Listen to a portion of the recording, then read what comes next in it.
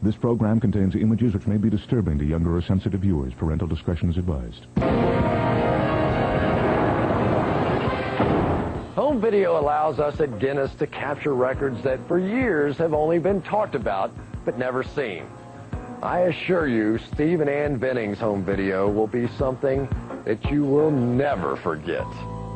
It's the mouse plague of 1993. Oh, they're in my face! This shocking video was shot outside the livestock shed on the Bennings Australian farm. Oh, look at them all. Oh, look at them all. Despite the danger, Ann Benning had no choice but to wade into the mouse-infested shed to save her screeching pigs. Millions of mice had attacked their farm, and there was nothing they could do. But they're still coming out. The waterfall that came out of that shed was just enormous. It was just probably about 2 feet high. Millions and millions just flowing out like water. Oh, yuck.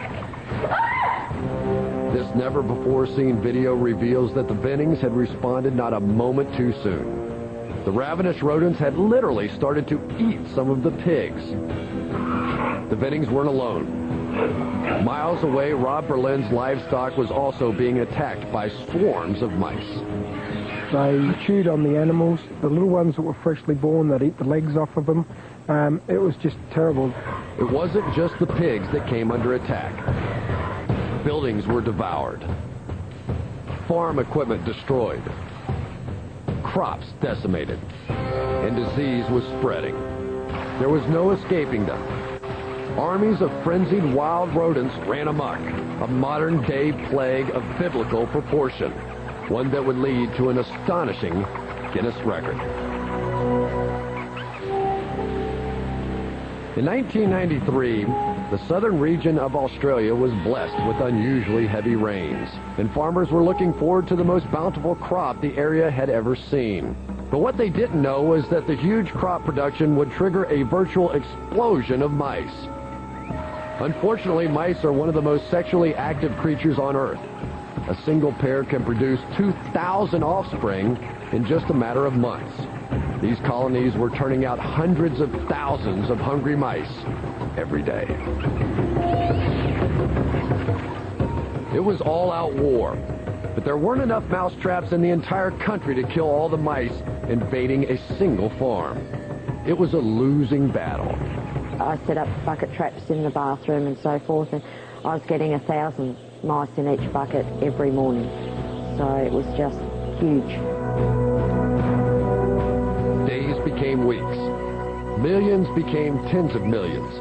The plague continued with mice eating 20% of their body weight every 24 hours. The mice destroyed 500,000 tons of wheat, enough to feed the entire state of Utah for nearly 4 years. Just when the Bennings thought they had seen the worst, the unthinkable happened. Their youngest daughter tried to eat a dead mouse. After calling her one morning, I found that she had the mouse trap in her hand. Another mouse had actually eaten a hole through the head of that mouse, and she had a tongue through that hole, and that was the last straw for me. Most people would move, but not the Bennings.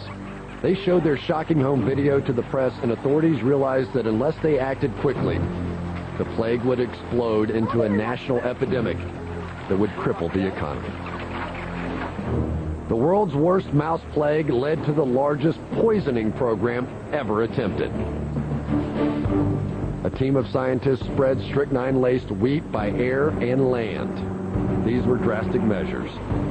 They risked poisoning other animals and contaminating the food chain, but they had no choice.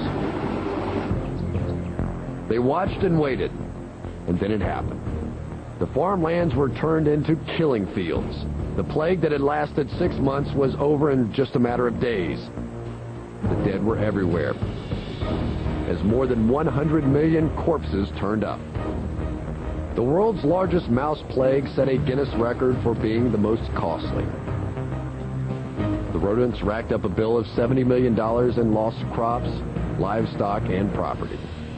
But maybe the biggest toll was the psychological devastation it had on people.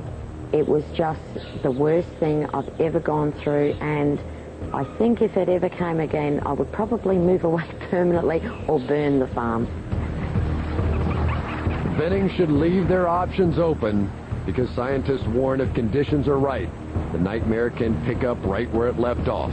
And the revenge of the rodents is one Guinness record you don't want to live through. Can't imagine dealing with that. Ugh. We'll be right back.